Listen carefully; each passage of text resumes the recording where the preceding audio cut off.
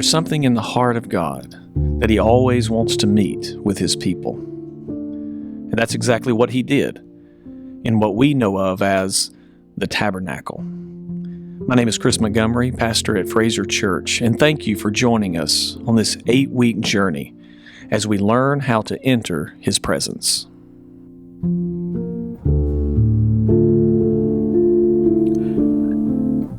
Welcome to Day 4 of the Tabernacle, the bronze altar. T. Desmond Alexander once said, "The altar of burnt offerings was one of the most highly visible features in the courtyard of the portable tabernacle. Because it was situated between the entrance to the courtyard and the doorway that led into the holy place of the sanctuary, no one could come into God's presence without first encountering this sizable altar." Our text today comes from Exodus 27, verses 1 through 8. "You shall make the altar of acacia wood, 5 cubits long and 5 cubits broad. The altar shall be square, and its height shall be 3 cubits. And you shall make horns for it on 4 corners. Its horns shall be of one piece with it, and you shall overlay it with bronze. You shall make pots for it to receive its ashes, and shovels, and basins, and forks, and fire pans. You shall make all of its utensils of bronze. You shall also make for it a grating, a network of bronze, and on the net you shall make 4 bronze rings at its 4 corners. And you shall set it under the ledge of the altar, so that the net extends halfway down the altar. And you shall make poles of the altar, poles of acacia wood, and overlay them with bronze. And the poles shall be put through the rings, so that the poles are on the 2 sides of the altar when it is carried. You shall make it hollow with boards. As it has been shown you on the mountain, so shall it be made." After entering the east gate, the first piece of furniture the Israelites would see was the bronze altar. This altar was located between the gate and the tabernacle proper, but closer to the gate than the sanctuary. The altar was the largest piece of furniture found in the tabernacle. J.V. Fesco provides profound insight into the bronze altar along with a detailed description. The altar was a square made of acacia wood, like the rest of the tabernacle, though it was covered in bronze, not gold. Scholars state, and rightly so, that the further away from the Holy of Holies you were, the lesser were the values of the metals that were used.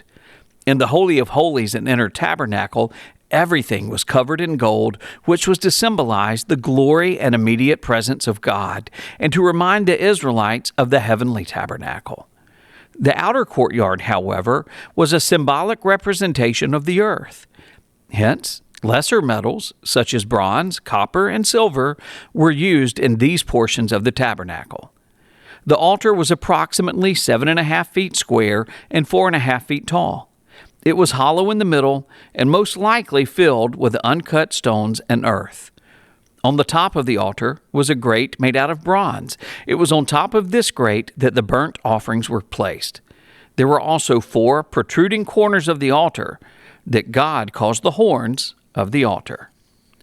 In their commentary on Exodus, Philip Ryken and R. Kent Hughes elaborate on the horns found on the bronze altar. It is not entirely clear what the horns were for. They may simply have been ornamental, or they may have been used for the practical purpose of tying down animals. Then again, the horns may have been symbolic, representing the horns of the animals that were slain there. In the ancient world, the horn was a symbol of strength, and it is sometimes used this way in the Bible. In Psalm 18:2, David said, "He," meaning God, "is the horn of my salvation." Perhaps this is also what the horns mean here in the description of the tabernacle. The altar was the place of salvation. In later times, people held on to the horns of the altar for safety.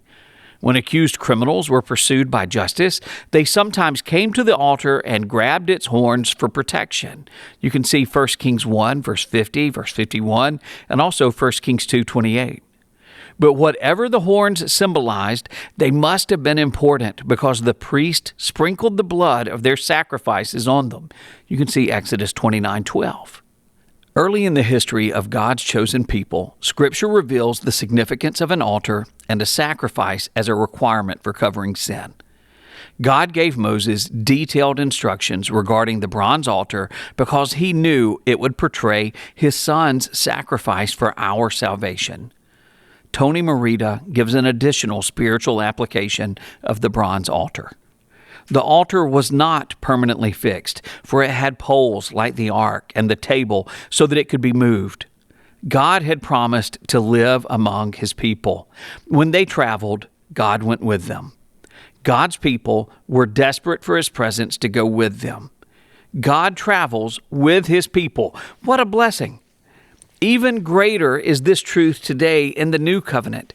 Hebrews 13:5 tells us, I will never leave you or forsake you.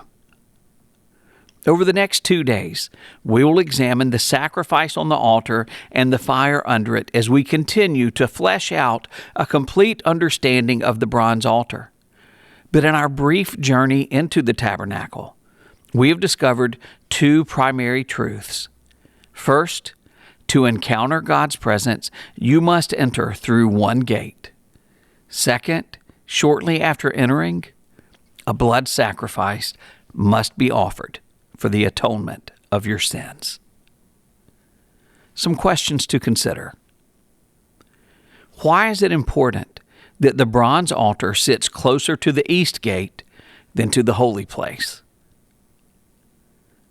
What comes to your mind spiritually when considering an altar? How do the details of the tabernacle reveal God's great desire to make himself known? Thank you for joining us. Have a great day.